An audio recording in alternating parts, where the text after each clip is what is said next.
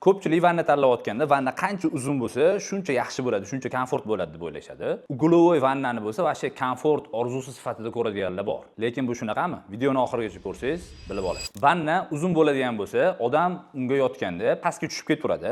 Tirsaklari bilan tayanib o'tirishga majbur bo'lib qoladi va haqiqiy rohat ola olmaydi. Vanna asli o'rta bo'yli insonlar uchun tegini qismini uzunligi 1 metr bo'lishi kerak bo'ladi. Bo'yi past odam bo'ladigan bo'lsa 90 santimetr bo'ladi.